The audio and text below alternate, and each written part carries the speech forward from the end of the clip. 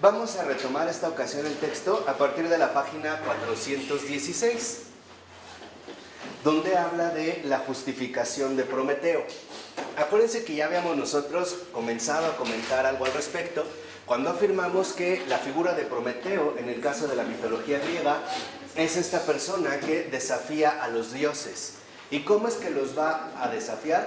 Precisamente al llegar al Olimpo para quitarles el fuego y llevárselo a los hombres, por lo cual él va a tener un castigo interminable, ¿no? Prometeo encadenado, lo van a encadenar como a un peñasco y van a llegar águilas y le van a comer el hígado. Y después le va a volver a crecer el hígado, ¿no? Y otra vez. Entonces, esto fue ante todo por el desafío que él llevó a cabo precisamente al atentar contra el ámbito de lo divino. Ahora, aquí lo importante de resaltar es en este punto 5, en los dos últimos renglones dice el texto: Dios es espíritu y los que lo adoran deben hacerlo en espíritu y verdad. Y cita Juan 4:24. O sea, aquí nos vamos a concentrar nosotros precisamente en esta cuestión tan fundamental de la adoración en espíritu y en verdad. Y ese es en lo que vamos a estar indagando en lo que sigue. Por ello, en la 417, ahora Florensky hace un planteamiento bastante importante y es el siguiente. Dice: ¿qué características ha de poseer Dios para que su adoración por parte del hombre se corresponda con la dignidad y el valor de la razón y la libertad humanas? Y más profundamente aún, con su capacidad de intuir la plenitud de la verdad. O sea, ahora también hay que indagar en qué características debería tener Dios para que nuestra adoración sea en efecto correspondida o para que sea adecuada hacia Él. Por ello, aquí entonces, ahora Florensky va a resaltar un punto mayor y dice al iniciar el siguiente párrafo: no basta con la mera referencia al poder externo de Dios, porque en este caso, el hombre se sometería a Dios como a un simple hecho bruto, ciego, sin la experiencia de su justificación interna. La simple realidad objetiva ha de aparecer también dotada de una racionalidad inmanente perfecta, porque solo la experiencia de Dios como un hecho interiormente justificado puede apagar la sed humana de una verdad absoluta. Entonces, aquí, en lo primero en lo que nos va a insistir Florensky es, bueno, si estamos hablando de Dios y con respecto a Dios nosotros planteamos la cuestión de la adoración, lo primero también en lo que deberíamos de indagar no es solamente de qué manera nosotros la vamos a llevar a cabo, sino también de qué características posee Dios para que sea el verdadero objeto, por así decirlo, de esta adoración. O sea, no solo nos vamos a quedar en lo que a nosotros nos tocaría realizar o llevar a cabo, sino que también es importante indagar en qué características debería poseer Dios para que esta adoración sea real. O sea, una adoración en espíritu y en verdad. Entonces, la adoración aquí, y este es como el primer punto central, va a estar vinculada con la noción de la verdad. Acuérdense, adorar a Dios en espíritu y en verdad. Entonces necesitamos profundizar en la verdad de la adoración.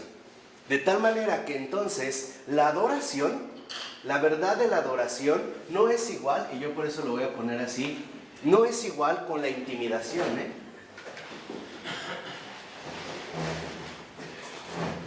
¿Es contrario a la intimidación? O sea, no es igual con la intimidación. Por ejemplo, el hecho de considerar, como dice Florensky, un hecho bruto a Dios como un ser infinitamente poderoso y omnipotente que nos subyuga.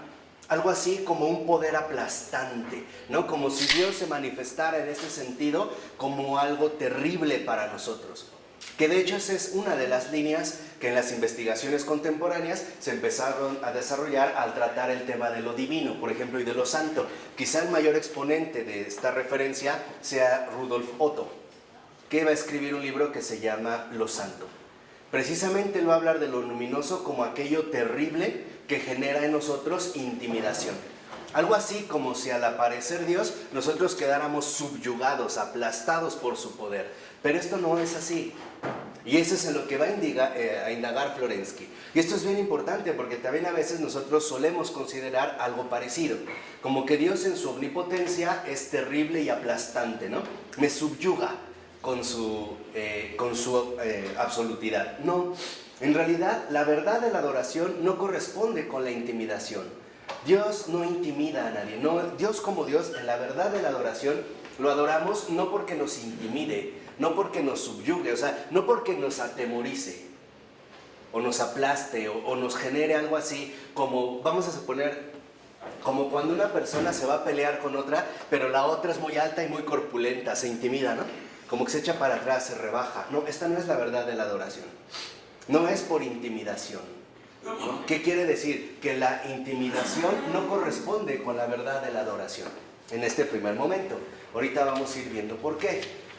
Dice a continuación, bueno, ¿cuál es entonces la verdad de la adoración?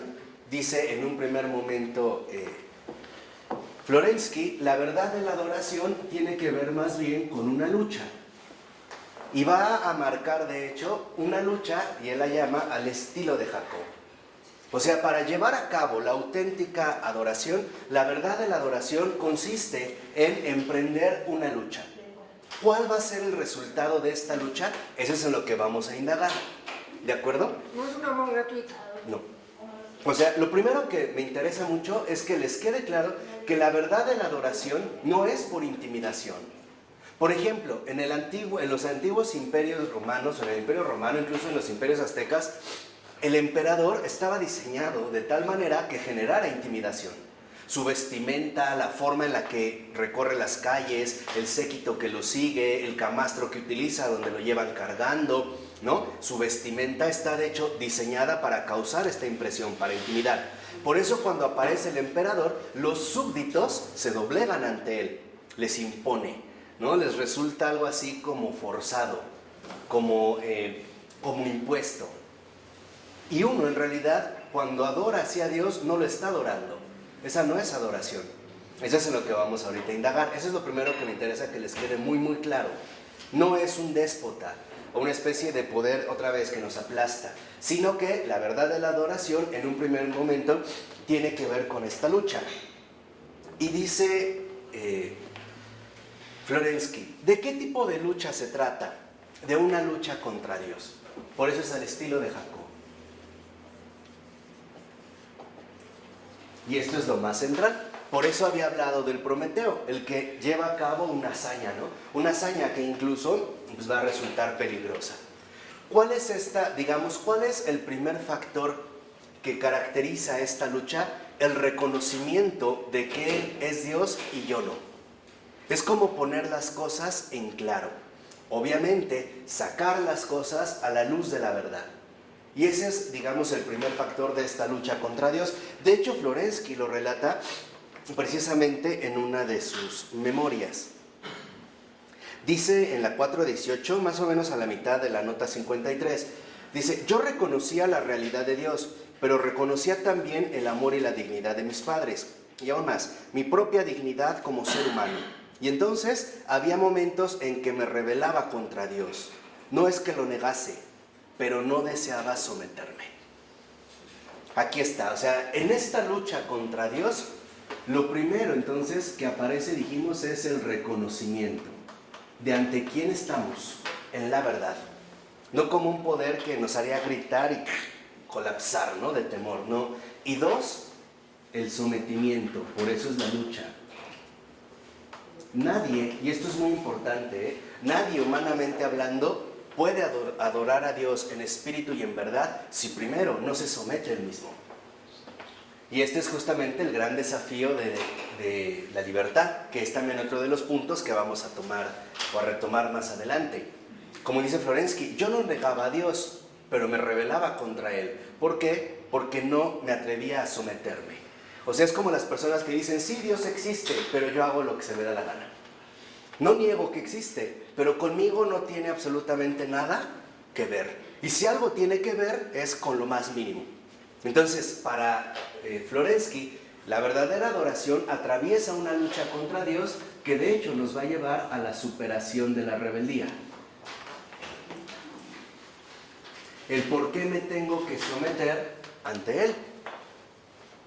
Ahorita vamos a ir viendo los planteamientos que creo que son reales. Cuando mucha gente sí cree en Dios, pero simple y sencillamente no lo acepta como parte de su existencia, no se está sometiendo a nada de lo que el propio Señor le indique, ¿no? Nada. Y digamos, este proceso para llegar a la verdadera adoración, todos lo tenemos que recorrer, como Jacob. No es casual, o sea, no crean que esta rebeldía hacia la adoración es algo negativo, ¿no? Es más bien parte del proceso de la verdad de la adoración, a la cual estamos llamados precisamente a dirigirnos.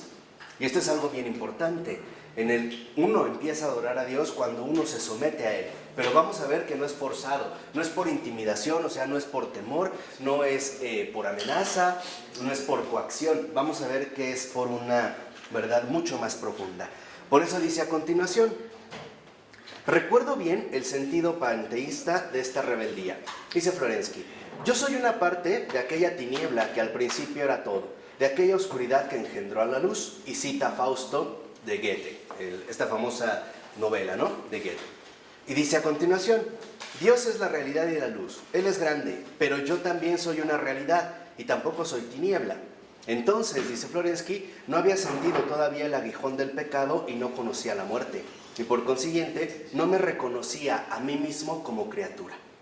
Ahí está el primer centro fundamental de esta lucha interna. La superación de la rebeldía, a su vez, tiene dimensiones.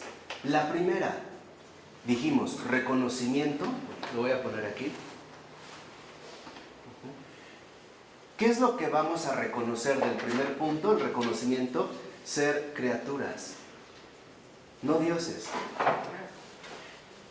Aquí nosotros podemos también ya empezar a vislumbrar precisamente cuál es uno de los factores de la rebeldía de Lucifer: el no haberse reconocido como criatura. Y más bien ahora querer, ¿no?, igualar a Dios. O más bien, porque aquí es mucho más fino, no se trata de querer igualar a Dios, ser como Dios, no. Se trata de convertirnos a nosotros mismos en dioses. ¿Sí queda claro? O sea, no es enfrentarlo a Él, porque tampoco, digo, Lucifer ni cualquiera de nosotros es tan estúpido, ¿no? No es ponerse al tú por tú. Es más bien nosotros mismos querernos, por así decirlo, elevar al rango de dioses. Esto sí queda claro, es mucho más fino, No se trata de decirle como si Lucifer le quisiera decir a Dios: quítate del trono porque ahí voy yo. No es eso. Como igualarte a Él. Exactamente.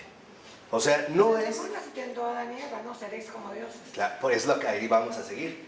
O sea, lo que quiero que entiendan es este núcleo. O sea, la lucha contra Dios, la superación de la rebeldía se da, en primer punto, a partir del reconocimiento de que somos criaturas, no Dios.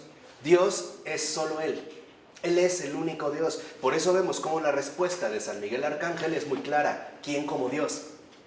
Si ustedes ven cómo vence San Miguel Arcángel a Lucifer, no a golpes, ¿va? No, lo vence con el resplandor ¿de qué? De la verdad. De verdad, lo que ahorita estamos mencionando es bien interesante, porque lo vence. ¿Eso así? Sí, claro. La palabra Mijael, significa ¿quién como Dios? Ese es su nombre. Por eso va a ser ahora considerado el príncipe de la milicia celestial. ¿Por qué? Porque el arcángel Miguel resplandece en la verdad, y así es como vence a Lucifer. Primer consejo súper importante en la vida espiritual: el combate con el maligno nunca es cuerpo a cuerpo. Vamos a perder, o sea, retarlo, a que sí, yo soy fuerte y no me doblegas, y a ver, así no, así vamos a perder. El combate con el maligno es un combate espiritual, y solamente se lleva a cabo de manera perfecta con el esplendor de la verdad, como San Miguel Arcángel. Ahora entienden por qué también está esta oración tan hermosa, que de hecho todos deberíamos de hacer en la mañana y en la noche, a San Miguel Arcángel. ¿Qué es lo que le pedimos a San Miguel Arcángel? Defiéndenos del maligno. Si nosotros tradujéramos en lo que estamos planteando ahorita, diríamos: ¿qué significa defiéndenos del maligno? San Miguel Arcángel, ayúdanos a perseverar en la verdad como tú lo hiciste. Solo así se vence al maligno. ¿Queda claro? ¿Sí? Esto es bien, bien importante, Perseverar en la verdad. En la verdad, como Él. ¿Quién como Dios? Entonces, cuando esto no se da, justamente en lugar de ir con esta lucha, perdemos. ¿Qué pasa? Porque las tentaciones que tenemos con el demonio, lo primero que nos da ganas es luchar contra él corporalmente, porque nos pierde la paz y como se nos antoja pelear con él corporalmente, ¿no? Sí, claro, ese es el desafío. Y aparte, ¿por qué? Porque él sabe que si nosotros respondemos a su reto, vamos a perder. No. La lucha con él es espiritual. ¿Qué quiere decir? Siempre es a la luz de la verdad. Un ejemplo, me viene una tentación para entristecer mi corazón o para desanimarme en algo que estoy llevando a cabo. A través de esta pregunta venenosa del para qué, ¿no? Creo que no tiene caso, creo que no sirve esto, creo que no vale la pena. Entonces me empiezo como a acongojar, me empiezo como a debilitar. No, la lucha ahí es buscar la verdad. A ver, ¿qué bases objetivas tengo yo para sostener una opinión así? ¿Hay bases o no hay bases? Y ahí a la luz de la verdad, si me doy cuenta que no hay bases, no tengo por qué hacer caso. Lo evado. Y ese es mi combate. Siempre buscar justamente ¿qué? La verdad. ¿Sí? ¿Vamos? Por eso en el otro punto precisamente de esta lectura, dice ahora Florensky: pero he aquí que la simple causalidad externa propone a Dios como todopoderoso y como infinitamente superior al hombre. O bien esto no es verdad, o bien Él es responsable de todos los horrores, de los cuales no me atrevo a hablar. Fíjense aquí cómo también Florensky nos va relatando esta otra gran tentación que solemos tener, y es el considerar que si Dios es bueno, ¿por qué hay mal? O sea, echarle la bolita a Él, pero esa es una tentación, porque sabemos quién se quiere zafar de ese mal. Es como embarrarlo a Él, como echarle la culpa, ¿no? O tratar de rebotársela a Él. Pero eso es parte de que los hombres nos creemos también como dioses, ¿no? Claro. Tenemos derecho a juzgar, ¿no? Entonces, veremos que ese es el problema. Por eso es que nos cuesta trabajo llegar a la auténtica adoración. ¿Por qué? Porque tenemos que atravesar esta lucha. Y esta lucha es contra Dios, o sea, no es contra nosotros mismos. Literalmente, en esta lucha contra Dios, la opción es muy clara: o Él o yo. Así, ¿eh? Y empieza desde que estamos luchando con el hombre, ¿no? Yo tengo más, yo soy más, porque yo, porque tú, porque las otras. Exacto. Entonces, desde ahí, bueno, ya nos sentimos mejor que otro, y entonces, por lo tanto, nos creemos más Dioses, ¿no? Superiores. O sea, Pero yo creo que tú nunca luchas contra Dios, ¿no? Luchas contra ti mismo, contra el ser humano, ¿no? Digo, yo nunca me voy a decir, oye, Dios pues, no pone a pelear contigo. ajá, no, o sea, O sea, no en ese ya te sentido, entendí. ¿no? Sí, claro, no en el sentido como si fuera de un tú a tú. Sí, No, o sea, pero sí mi lucha se dirige hacia Él, es contra Él, por lo que Él es. O sea, por así decirlo, la lucha aquí es de seres. El reconocimiento de lo que Él es y de lo que yo soy. Esa es la lucha, o sea, y es una lucha interna, o sea, este es el reconocimiento fundamental. Por eso no es casual que cuando ha habido casos de conversión extrema, los hombres caen inmediatamente de rodillas. No te puedes mantener en pie. Ahora, ¿esto por qué? Porque ahí viene como esta iluminación de la verdad que nos alumbra claramente lo que somos. Y lo que somos criaturas, no Dios. Pero es en esta lucha interior sí es contra Él, ¿eh? lo que pasa es que realmente si nosotros estuviéramos conscientes de que somos criaturas, entonces, finalmente, tendríamos una adoración natural. O No, sea, pero es que tú estás consciente de que claro que es criatura. no, la gente no está consciente de eso. Yo creo que sería una tendencia, ¿no?, que usualmente adoptamos. El querer asumir, en pocas palabras, lo que no somos. Y vean aquí la profundidad de Florensky cuando dice además, ¿no? Él es responsable de todos los horrores, de los cuales no me atrevo a hablar. Naturalmente es Él el responsable, no yo, porque yo soy débil y no hago nada malo. Y entonces yo me enfurecía ardientemente. Ese es el rebelde. Fíjense, ¿cuánta gente no hay que se enoja porque si Dios es bueno, ¿por qué la gente muere? ¿Por qué la gente sufre? ¿Por qué la gente buena muere? ¿O por qué la gente buena muere? Y todo se lo echa en cara a Dios, ¿no? Como si Dios fuera el culpable. Pero en realidad lo que estamos evadiendo es nuestra propia condición. El mal, en efecto, al que estamos nosotros también expuestos, también nosotros lo fomentamos. Pero esta es la lucha, o sea, o él o yo. Como que no alcanzamos nosotros todavía para alcanzar la auténtica adoración a poner las cosas en su lugar. Esa es la lucha. Lo que siempre pasa, ¿no? Sí. Cuando todo te va mal, hay Dios. Ujú. Siempre hay Dios. Siempre aparece Dios. Y cuando estás padrísimo, pues, ¿dónde está Dios? Ujú. Entonces, Aparece Dios, claro. Dios, se quedó Dios. esto sería todavía, por ejemplo, miren, Bueno, sé que les va a sonar extremo, pero es que bueno, la verdad es así, es radical. Aquel que todavía se queja de por qué hay mal en el mundo, aún está en rebeldía. Aún no la ha superado, ¿eh? Aún sigue en lucha, aún está en combate. El centro es esto, aún... Pues que, por un lado, queremos un Dios que sea como tú dices, intimidación, ¿no? Que dijera, tú mataste, vámonos al calabozo. Tú violaste al calabozo, ¿no? Pero cuando nosotros cometemos una falta, ahí sí queremos un Dios piadoso, ¿no? En donde tengamos libertad y tengamos perdón, y tengamos, o sea, queremos, depende de nuestro momento, un Dios diferente, ¿no? Entonces ni siquiera realmente buscamos la verdad. Claro. O sea, aquí lo que han visto, y eso es lo que me parece muy extraordinario de Florensky, es que no hay que ver la adoración en lo superficial. Por eso les ponía el ejemplo de los antiguos imperios. A lo mejor un súbdito se doblegaba ante el emperador, pero no lo estaba adorando. No lo estaba adorando, o sea, hacía este gesto externo, pero interiormente no aceptaba que él era emperador. ¿Sí me entienden? No aceptaba su situación, simplemente reclamaba él, ¿por qué yo soy esclavo? ¿Por qué este manda? Y en nuestro mundo ordinario también es así, ¿por qué él me va a mandar? Esa es la lucha. Y esa es la rebeldía, o sea, ¿por qué él me va a mandar? Simplemente, no, a mí nada más, a mí nadie me manda, solo mis padres, pero ni a tus padres obedeces, o sea, no hay un criterio. Y esa es la rebeldía en la que estamos todos inmersos, y proviene precisamente de lo que tenemos que asumir en libertad, y es nuestro real ser, que es ser criaturas.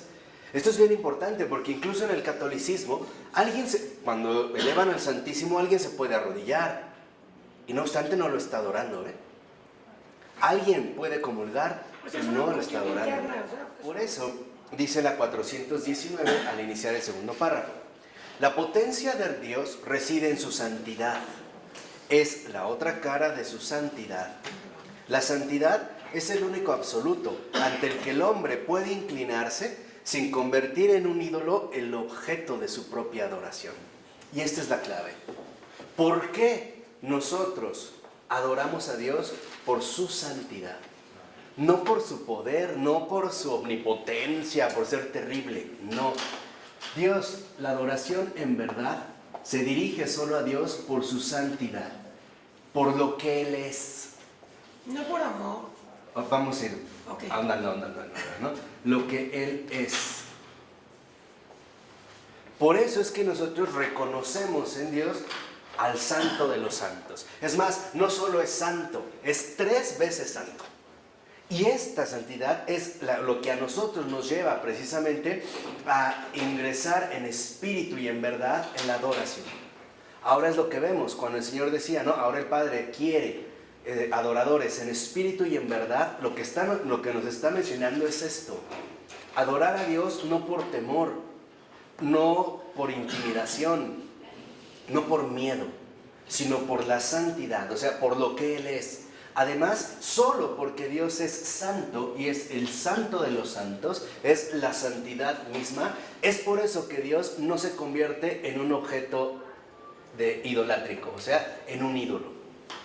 Todo lo que no es santo, o sea, todo lo que no es Dios, se va a convertir en un ídolo.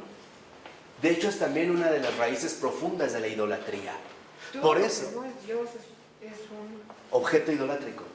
Se va a convertir, o sea, en un ídolo para nosotros. ¿Por qué? Porque no es la santidad. Por eso la adoración, fíjense, la adoración dirigida a Dios en su santidad es la verdad. Pero cuando nosotros queremos dirigir esta adoración a algo o a alguien que no es Dios, terminamos fabricando un ídolo. Y en lugar de ir en la adoración, estamos en la esclavitud. ¿No puedes profundizar más? O sea, en el error. Voy para acá. ¿Por qué es así? ¿Por qué es así? En un primer momento es así porque Dios es santo, es la santidad. Y la santidad es lo único real a lo cual se puede dirigir la verdadera adoración. Solo a Él, solo a Él. Y no es gratuitamente, es porque Él es santo, Él es la santidad. Fuera de Él, que no hay esta santidad, entonces en lugar de que nuestra adoración sea fecunda, en espíritu y en verdad, degenera en idolatría. Y entonces cuando nosotros adoramos algo o alguien que no es Dios, hacia lo que nos estamos nosotros dirigiendo es hacia un ídolo. Y esto de fondo tiene una razón más simple. Quiere decir que ya no estamos en la verdad, más bien ya estamos dentro ¿qué? Del error. Ya no estamos en el camino de la verdad.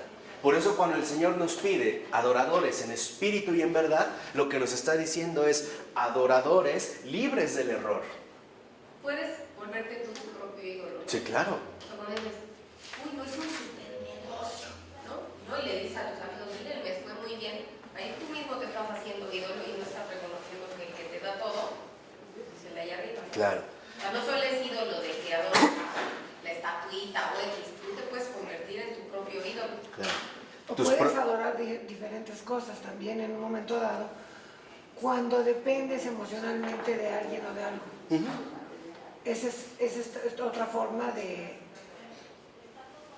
ver otro Dios en otra persona, digamos.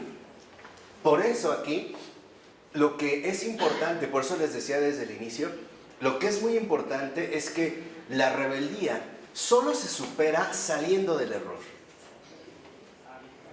O sea, solo se supera permaneciendo en la verdad. Y esto es bien esencial. Por ello no es casual que nuestra cultura contemporánea sea tan idolátrica.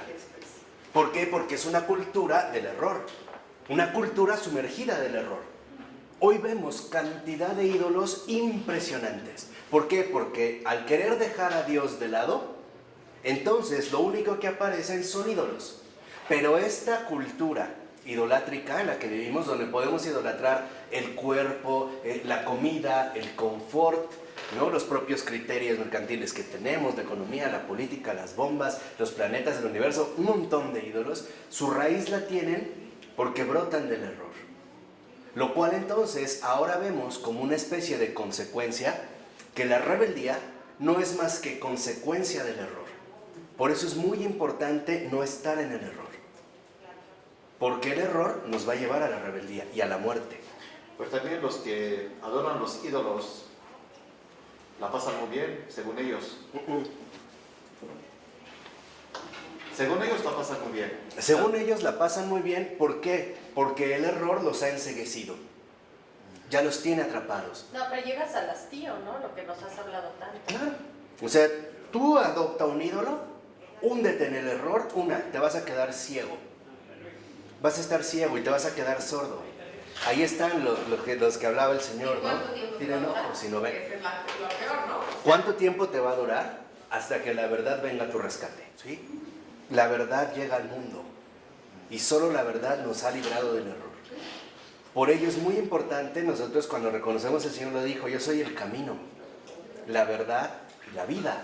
Si Él es nuestro camino, estamos en la verdad y por lo tanto vamos a llegar a la vida. ¿Por qué? Porque en último término, a donde dirige el error es a la muerte.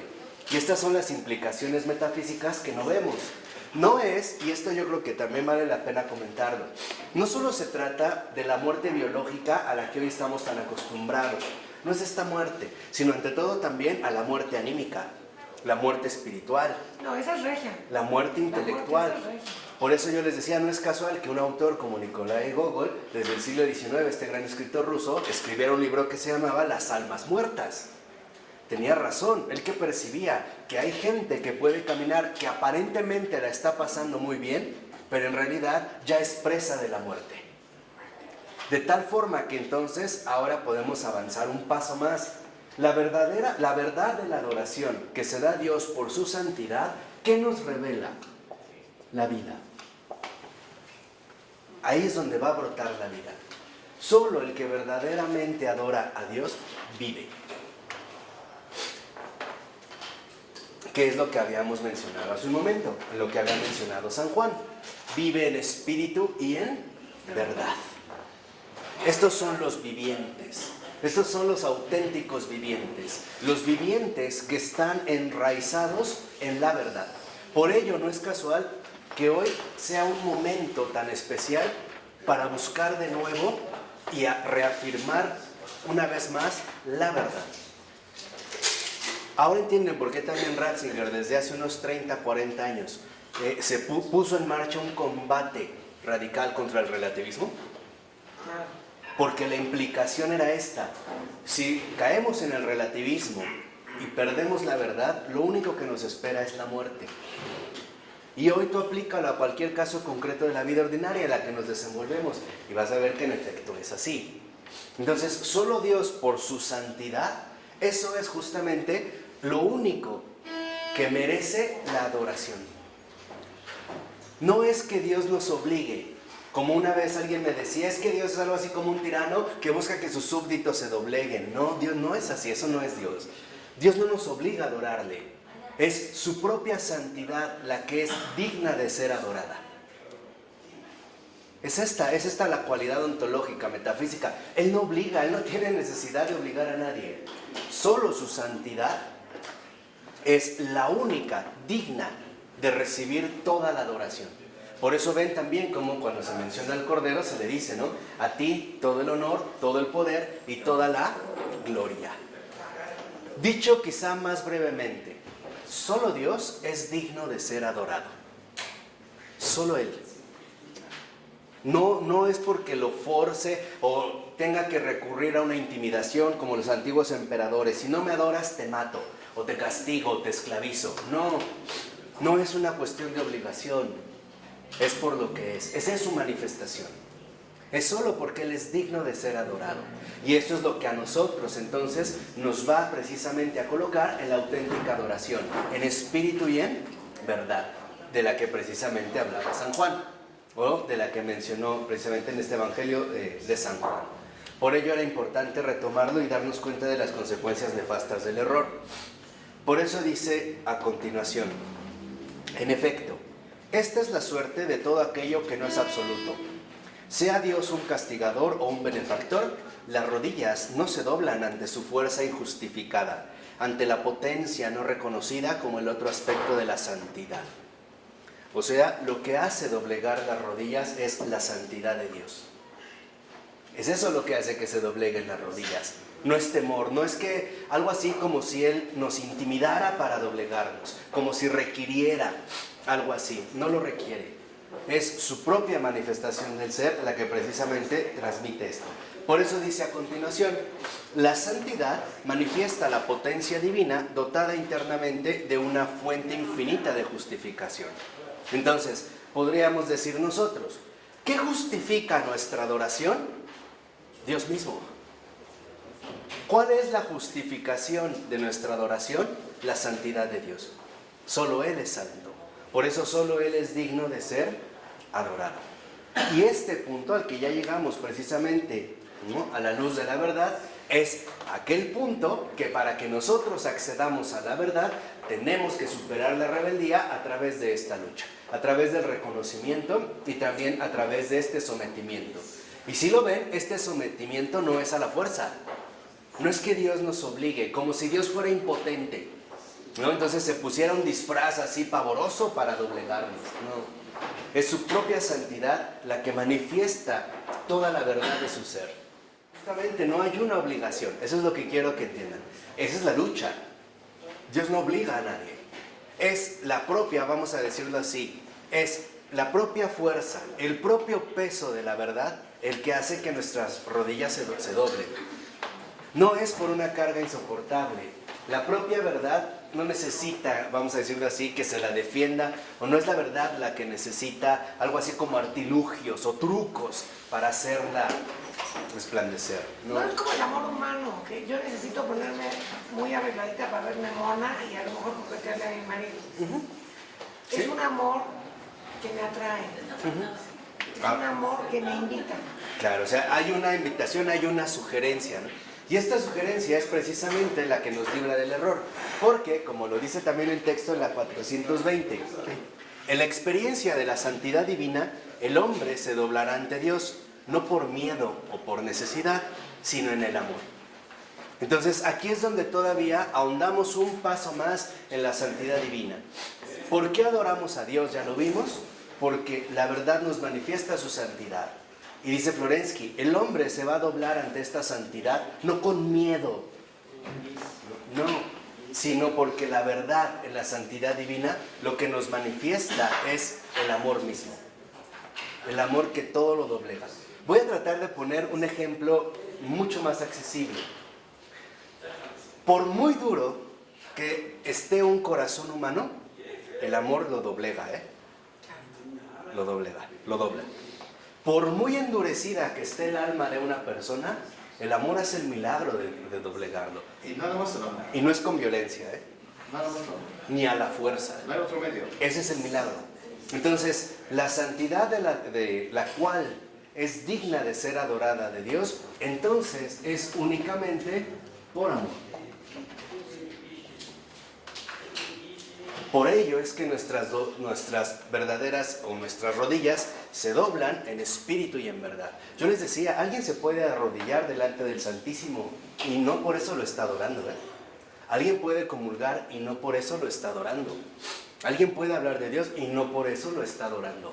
Si realmente no ha sido doblegado, no ha sucumbido en esta lucha contra Dios, dejándose vencer por el Santo de los Santos. O sea, si no ha sido víctima del amor. ¿Qué es el término adoración? Ah, no, ya me tardé. No, perdón, pero aquí si no lo dije media hora antes me tardé. Pero era esto. Ya después lo ves, George. Era todo lo que, hasta donde iba. No, pero lo que ves de la adoración, en este amor, el amor es lo único que en efecto hace que los hombres se dobleguen. Nada más. Lo que quiero que entiendan es que la adoración no es por intimidación, por temor, por pavor, por horror, por miedo. Es el amor, literalmente, el que hace sucumbir al alma humana. La doblega, la derrite, por así decirlo. Por eso les decía, los verdaderos adoradores, en espíritu y en verdad, que fue todo lo que empezamos, de acuerdo con las palabras de San Juan, son víctimas del amor de Dios. O bien, son víctimas de la santidad de Dios. Han sido vencidos por el amor divino. Esa es la lucha. Por decirlo así, ¿quiénes son? Lo voy a plantear ahora en otros términos, ya para cerrar este aspecto. ¿Quiénes son los adoradores de Dios en espíritu y en verdad? Los que perdieron una lucha. Los que perdieron su rebeldía. Esos son los adoradores. Han dejado de lado la rebeldía en este reconocimiento para dar paso ahora sí a la auténtica adoración. Solo la adoración corresponde a Dios. Cuando no está dirigida la adoración a Dios, termina siendo idolatría. ¿Por qué? Porque brota del error, no brota de la verdad. Solo Dios es digno de ser adorado. Y esa es la verdad. Solo Dios es digno y puede corresponder a nuestra adoración. Sin doblegarnos, sin esclavizarnos, sin someternos. Porque solo Dios en su santidad corresponde nuestra adoración con amor. Solo Él. A la Virgen toda la veneración. Y a los santos toda la devoción. Entonces las cosas están ordenadas. No incurriríamos en defectos. Toda mi veneración es la Virgen, a la llena de gracia. ¿No? A la Madre de Dios. Tiene un lugar especial. Entonces mi corazón le tiene que corresponder a algo especial. ¿Y a los santos Lo qué creado pasó? no es adorado. Lo creado no es adorado. Es venerado. Claro, entonces por eso, la Virgen veneración, a los santos devoción. Y solo a Dios toda la adoración.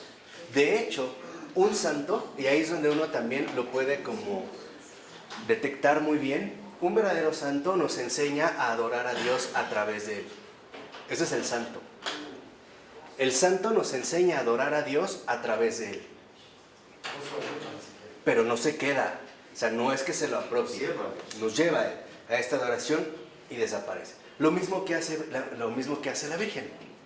Nos ayuda a llegar a Dios, y una vez con Dios, ella ya no se queda ahí en medio, ya no es como si fuera un eclipse, donde ella quisiera también recibir este reconocimiento. Ya no.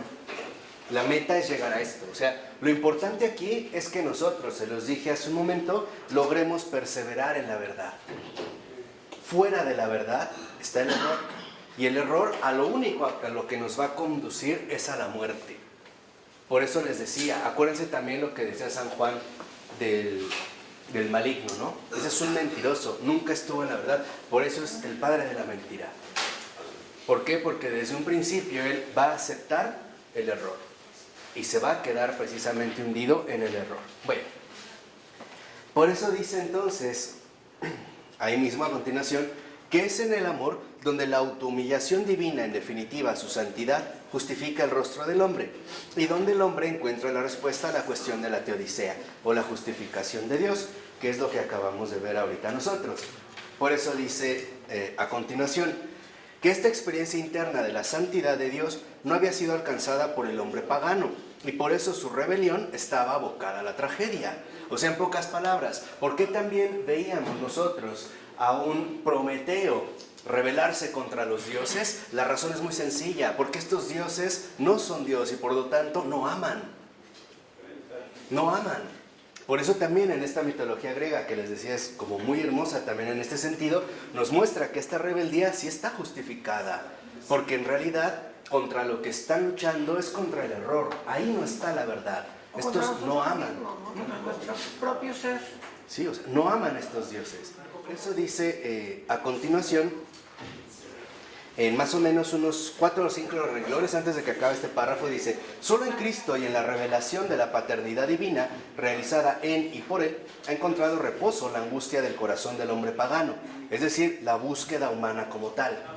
¿En qué momento entonces se ha reconocido o se ha calmado el corazón en su búsqueda de Dios? No solo al encontrarse con un amor así abstracto, lejano, raro, sino que este amor ahora manifiesta todavía más una paternidad.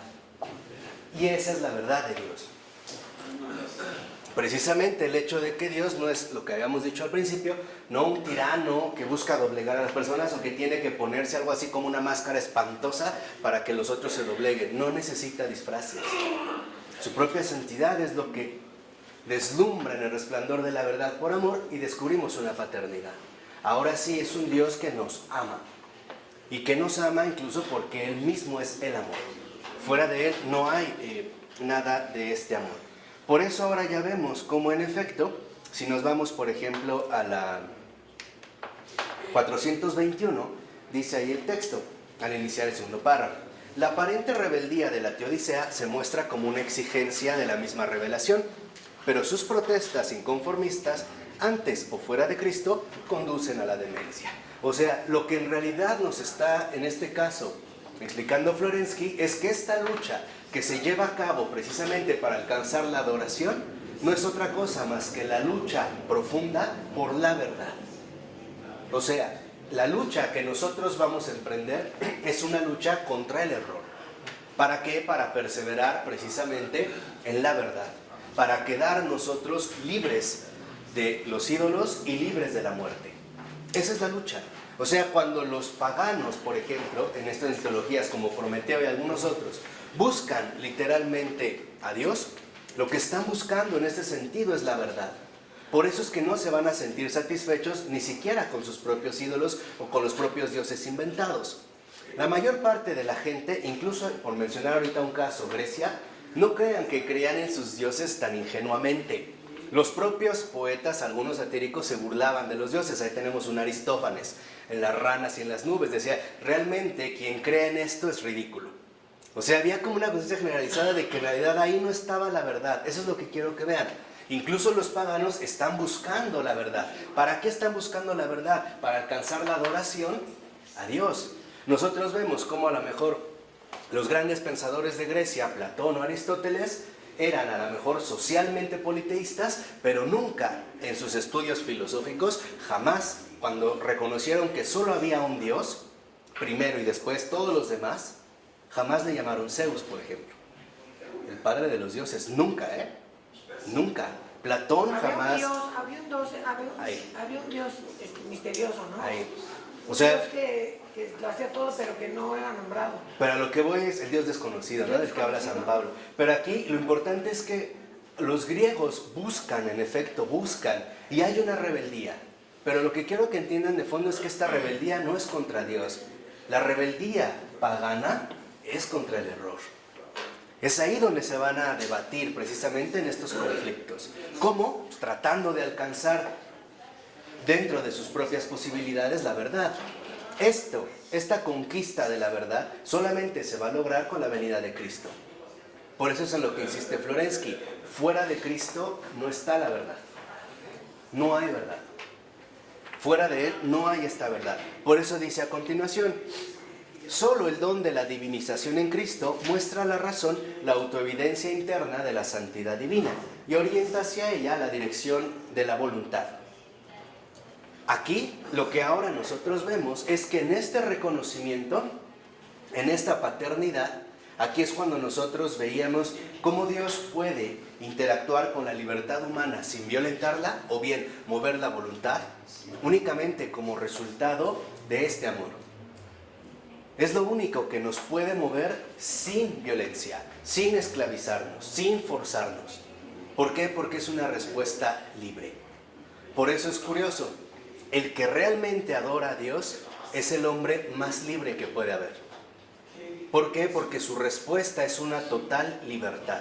Es una respuesta que ya no está atada por errores, que ya no está limitada por equivocaciones, que ya no está desviada por la idolatría, que realmente ha alcanzado esta plenitud en una auténtica adoración, libertad, o sea, según la verdad. Nosotros, y eso es algo que hemos olvidado, hoy reducimos la libertad a algo bien ridículo. Pensamos que ser libre se reduce al ámbito fáctico del hacer. O sea, que yo puedo decir que soy libre porque hago lo que se me da la gana. Y en realidad eso no es libertad, eso es estupidez. Por ejemplo, si yo ahorita me cortara las piernas aquí mismo, diciéndoles para que vean que soy libre, ninguno de ustedes me aplaudiría. Más bien dirían que idiota. Eso sería lo más probable. Eso no es libertad, eso es estupidez. La libertad, otra vez, únicamente se alcanza cuando la libertad está basada en la verdad. Fuera de la verdad no hay más que esclavitud. Nadie es libre fuera de la verdad. Lo veremos incluso de maneras muy concretas. Podrá haber aproximaciones, cosas verdaderamente importantes y valiosas de retomar, pero no está la verdadera libertad. ¿Por qué? Porque no está proviniendo de la verdad. Un ejemplo. Los musulmanes, en efecto, tienen cosas muy importantes y también tienen cosas que nosotros deberíamos de aprender, como la seriedad o el compromiso, ¿no? El sentirse comprometido. Esto creo que sí es algo que a nosotros nos falta mucho. Y la verdad es Dios. Sí. Es esa luz que todo lo aclara, por ponerlo así. Cuando nosotros no vamos con la verdad, estamos ya en el error. Y el ir en el error se empieza a ver precisamente en toda la serie de consecuencias que empezamos a asumir. Modos de pensar, modos de sentir, modos de juzgar, modos de vivir. Eso es lo que pasaba, les decía, en el caso musulmán.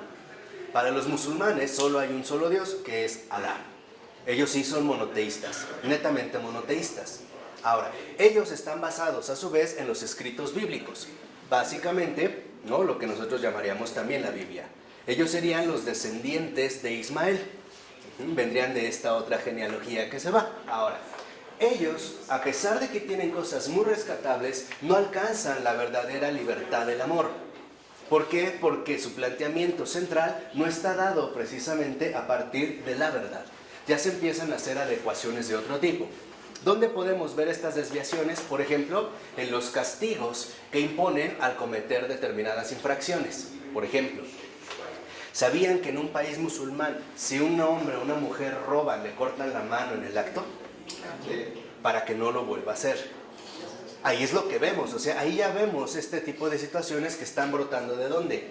Del error. O por ejemplo, si encuentran a una mujer en adulterio, o incluso, no es necesario encontrarla, si alguno va y la acusa directamente de que la mujer le ha sido infiel o algo así, la entierran, hacen un hoyo en la tierra y la entierran arriba de los codos para que ya no se mueva. Lo único que puede mover es esto. Y la apedrean, hasta matar. ¿Ah? 100 látigos lleva. Uh-huh. Es latigada. pero también es apedreada. Ya no más. ¿Cómo no? Hasta hay videos en YouTube. Búscalos. Hasta hay videos en YouTube. En serio, ¿eh? No, hay videos. Véanlos. Recientes, Nada o más sea. porque le hizo ojitos al hombre. Por eso es que para ellos, otra de las cosas, el hecho de que usen este como turbante completo, tiene un nombre, no recuerdo ahorita cómo se llama. ¿Ah? La burda, ¿no? Completa. En los más radicales, por ejemplo, no pueden enseñar más arriba del tobillo ni más arriba de la muñeca. El pelo, para ellos, es una fuente de seducción y de pecado para los hombres. Por eso nunca lo pueden enseñar, incluso el rostro. Ay, qué tristeza. Sí, o sea, ya en los más radicales. Nosotros veríamos aquí, bueno, ¿por qué han llegado a esto? Ahí se ven precisamente la situación que van a generar el error. O sea, cuando estamos nosotros fuera de la verdad, lo único que nos va a dominar es el error, ¿vale? Por eso, si nosotros lo vemos ya precisamente abajito, dice en el último renglón, dice Florensky, aquello que para la conciencia mitológica era un acto ilegal, se ha convertido en una exigencia ineludible, en un deber para la conciencia cristiana. O sea, nosotros tenemos el deber, estamos obligados a combatir contra el error, en todas sus manifestaciones, intelectuales, morales, espirituales. Les dije, contra el error, desde la verdad. Eso no quiere decir que vamos a hacer algo así como los árbitros, ¿no? Morales por excelencia. No, esto no es así. O sea, nuestra verdadera lucha es contra el error. ¿Por qué? Porque el error a lo que conlleva es a la ¿qué? A la muerte. Tú velo, por ejemplo, a lo mejor gente que se decanta más por el espiritismo, por las limpias, por los chamanes, por los brujos, etc. Literalmente está siendo presa del error y está siendo dirigido ¿hacia dónde? A la muerte, ¿no? Por eso es que nosotros nos dirigimos hacia ahí. Por eso dice a continuación, he aquí la gran revolución del espíritu que Cristo ha traído al mundo.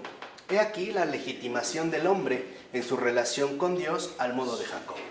O sea, en este combate, literalmente estamos combatiendo contra la verdad. Por eso dice en el renglón de abajo, si Dios se entrega plenamente, el hombre ha de recibirlo también en la plenitud de su libertad y de su dignidad. De aquí el esfuerzo que ha de ocupar todas las facultades humanas de la búsqueda de la verdad. Entonces, ¿cuál es nuestro deber? ¿Cuáles son también los adoradores en espíritu y en verdad? Los que buscan con todas sus capacidades la verdad, por todos los caminos, con sus afectos, con sus sentimientos, con su voluntad, con su intelecto, con su memoria. O sea, realmente buscar la verdad en todo. Y yo recuerdo, no recuerdo ahorita quién lo dijo, pero creo que lo vi por ahí citado en Edith Stein, decía que el hombre que se pone en busca de la verdad, ya está Dios de su parte, ya está con él y va a llegar.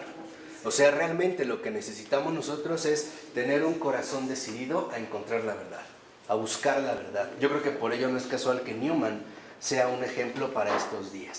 Bueno, por eso dice ahora, a continuación, en la 422, en la cita última, más o menos unos 5 renglones de que ha empezado la página, dice el texto: el aparente desafío contra Dios resulta ser una búsqueda del Padre, y las rodillas de Prometeo se doblan por sí mismas ante el Padre reencontrado.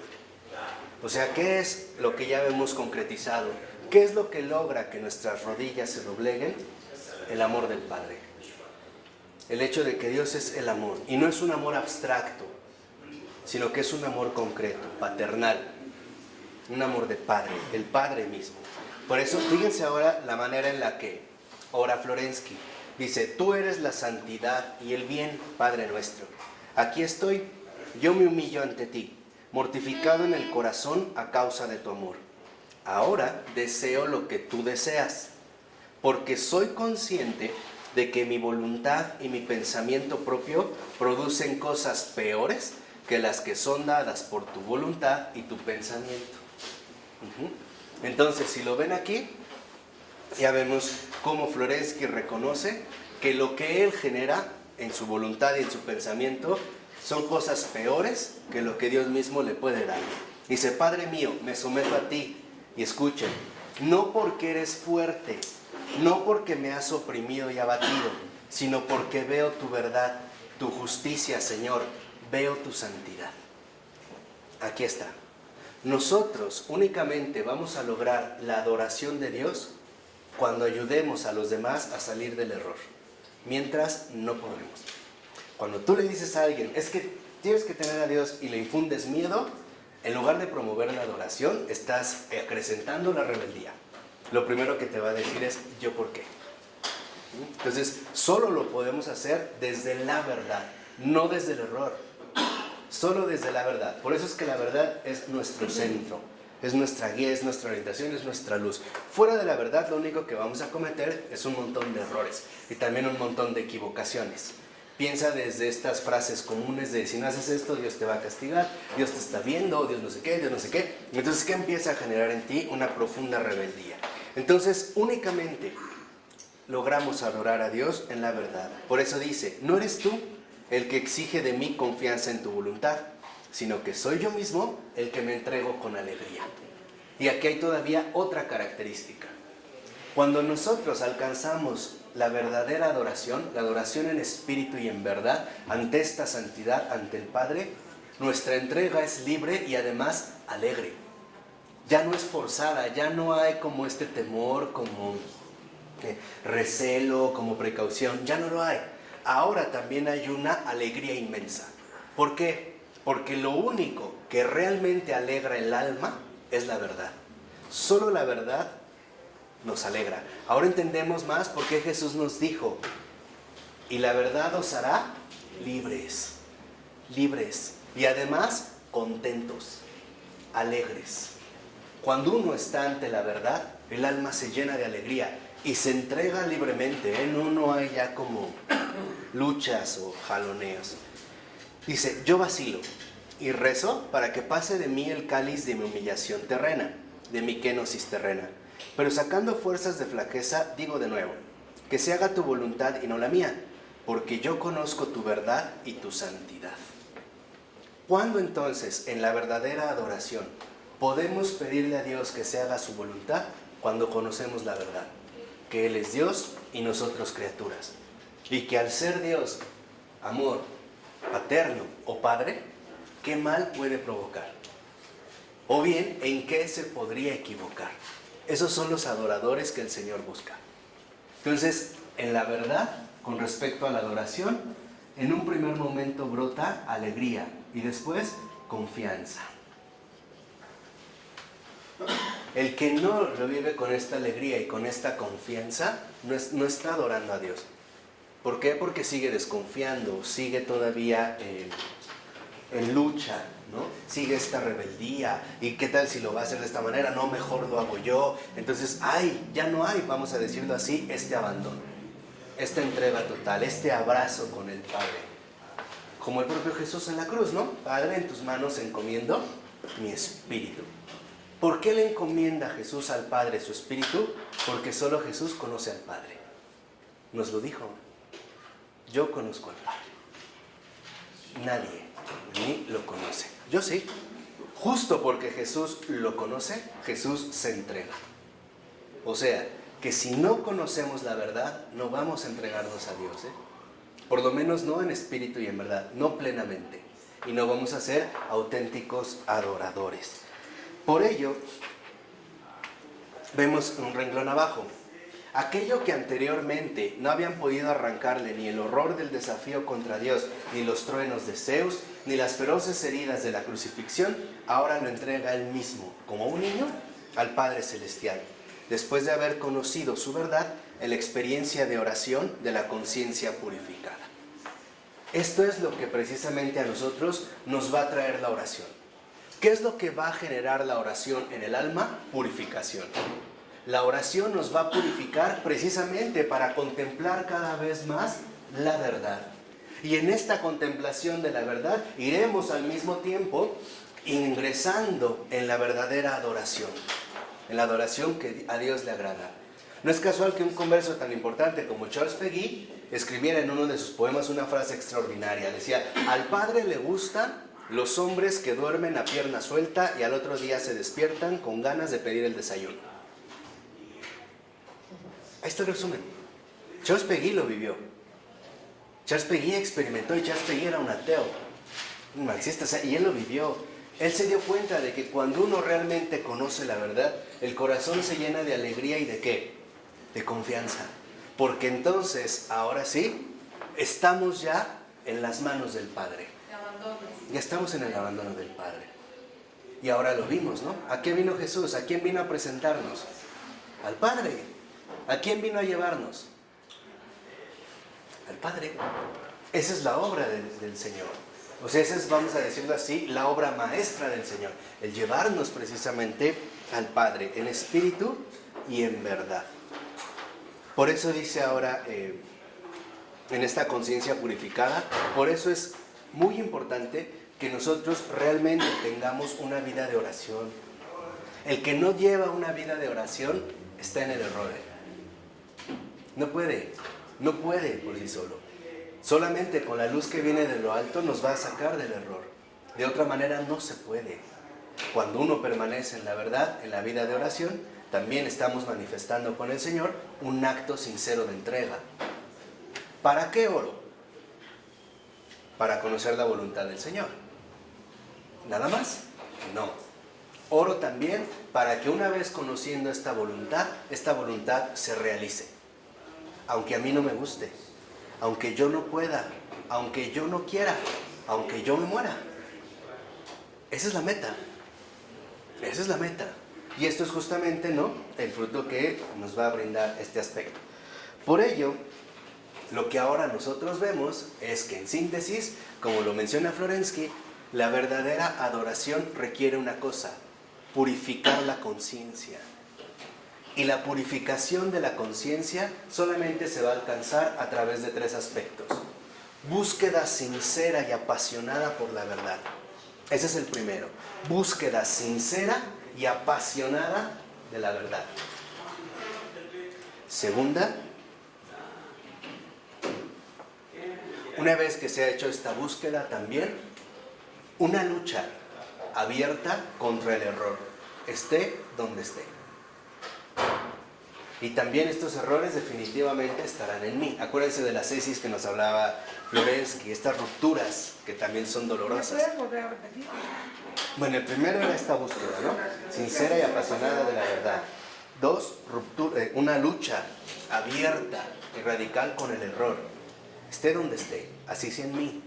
¿Cuántas veces, no? Por ejemplo, cuando uno va conociendo más al Señor, decimos, híjole, yo pensé que era de otra manera. Me equivoqué. Sí, o sea, el Señor se va manifestando, ¿no? Te va revelando estos errores y vas enmendando. Y tercera, dijimos en esta purificación de la conciencia, también el dejar la rebeldía para alcanzar la adoración. Esa es la purificación de la conciencia. Esos son los adoradores en espíritu y en verdad que el Señor ha pedido. ¿Dejar la rebeldía? En favor de la adoración. Por eso dice Florensky a continuación: la verdad y santidad de Dios han sido tocadas experimentalmente en ese instante de eternidad de la oración. Entonces, la oración a su vez nos llena de ese instante de eternidad. Nos llena de esa eternidad para poder seguir continuando en el tiempo. O bien, por decirlo así, para poder seguir transcurriendo en el mundo. O seguir llevando a cabo nuestro transcurso en el mundo. Dice, el conflicto ha encontrado su punto de equilibrio y su solución en la entrega confiada a Dios Padre. Esa es la adoración. Nos preguntaba hace rato George, pero lo quería ya una vez para redondear. ¿Qué es la adoración? Muy simple. Es la entrega confiada a Dios Padre. Ese es el adorador en espíritu y en verdad. Esa es la adoración. Y de hecho, esa es la adoración que a Dios le gusta. Esa es la adoración que a Dios le agrada. De nada nos sirve a nosotros hacer 1000 obras si no vino de una entrega confiada a Dios Padre. Es más, si ni siquiera reconocemos a Dios como Padre, para empezar. Si ni siquiera reconocemos en la verdad que Dios en su santidad es un amor infinito y inabarcable, si no hemos alcanzado a ver lo que Él es. Entonces es la adoración en las obras. Claro. Las obras realizadas diarias. Pero estas obras que brotan precisamente de la comunión con la verdad. Porque a lo mejor yo puedo hacer obras visibles y no hacer adoración, ¿eh? Me quedaría en un humanismo, ¿no? En una filantropía que más bien estaría evadiendo mi verdadera situación personal. Por eso, en el caso del Señor, si se trata, lo dijimos, de una entrega confiada a Dios Padre, adorar a Dios no siempre significa hacer cosas, que se los he dicho muchas veces. O sea, de la adoración vista de lo que realmente alcanza el alma. Porque si la adoración es la entrega confiada al Padre, entonces ¿quiénes son los verdaderos adoradores? Los que hacen la voluntad del Padre. Esos son los que lo adoran. ¿Por qué? Porque se han entregado confiadamente al Padre, poniéndose a su servicio para que el Señor realice su voluntad. ¿Y cuál es la voluntad de Dios? Que todos los hombres se salven. Es que lo mismo que Ratzinger, en la introducción al espíritu de la liturgia, lo que insistió es, la liturgia no es momentánea. La verdadera liturgia, como el acto de adoración a Dios, es la que se realiza incluso fuera del acto litúrgico.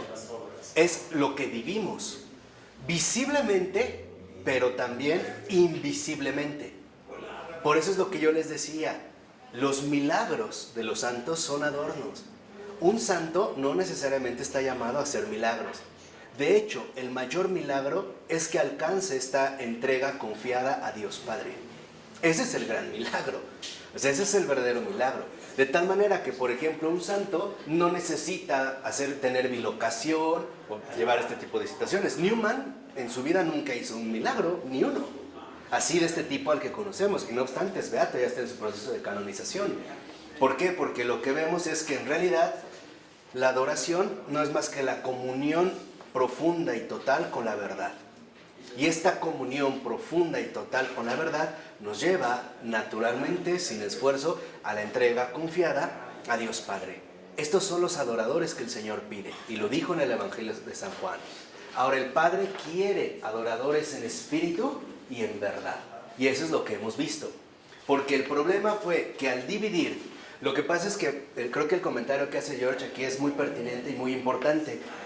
Porque al dividir lo litúrgico de lo vivencial, ¿no? A ponerlo como dos ámbitos separados, el culto y la vida, pues, nos dejamos llevar por la corriente moderna de la separación entre lo público y lo privado.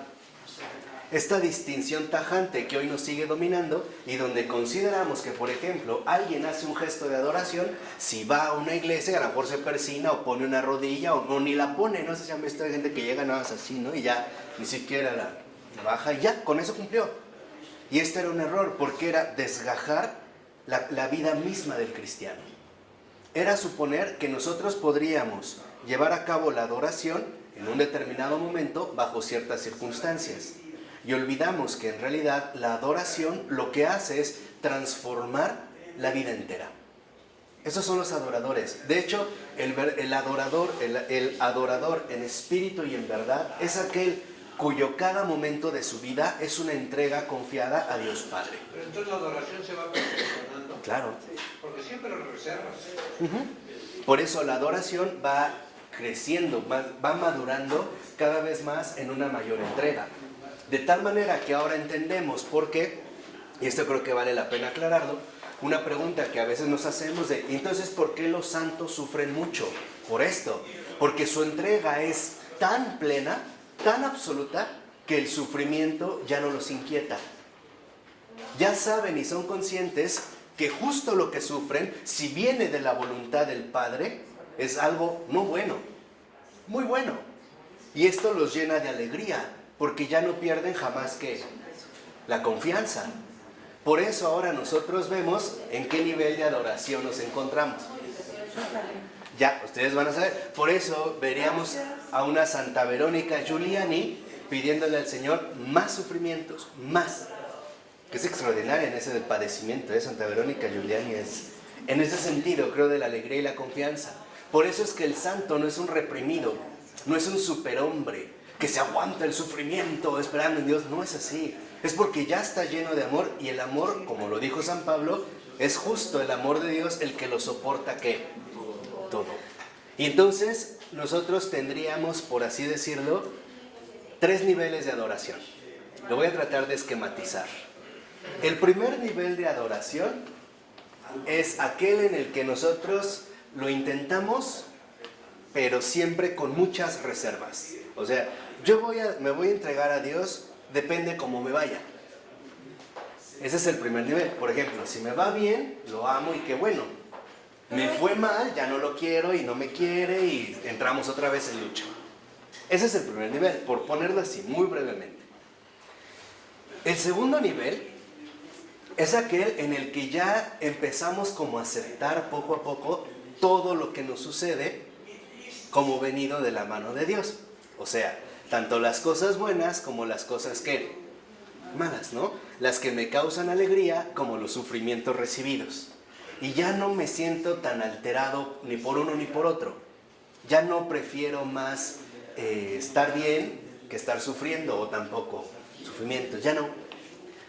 Pero en el nivel máximo de la adoración es cuando recibo, lleno de alegría y confianza, todo lo que el Padre me da. Y lo recibo, les digo, con gran alegría y confianza, y además con un fervor de corazón inmenso. Y esto es para que vean que sí se puede alcanzar incluso desde edades muy pequeñas. No sé si ustedes han oído hablar de Antonieta Meo, que le llamaban Nenolina. Ella es una beata, fue una niña, creo que murió de 7 años. Antonieta Meo, Santa Nenolina, bueno, esta beata Nenolina. Ella escribía cartitas a Jesús, le pedía a su mamá que se las escribiera y ella dictaba. Y ella nos muestra que a pesar de que es niña, no depende de la capacidad humana el adherirse o el soportar. Depende de la entrega a Dios, lo que nos haría precisamente capaces, ahora sí, de aguantar lo que sea. Ella perdió un ojo, le cortaron una pierna y sufrió muchísimo desde niña. Sus reliquias son juguetitos, sonajas, un caballito como de madera. Pero creo que ella precisamente lo que nos enseña es que no depende ni de la edad, ni de la corpulencia, ni de la musculatura, ni de las facultades el ser adoradores. Solo depende de un gesto sencillo y humilde de la voluntad. El Señor, hágase porque te conozco. Porque sí te conozco. Y justo porque te conozco, te amo. Pase lo que quede. Pase lo que pase, ¿no? Suceda justamente lo que suceda. ¿Vamos bien? Estos son los adoradores. Bueno, vamos a dejarlo aquí.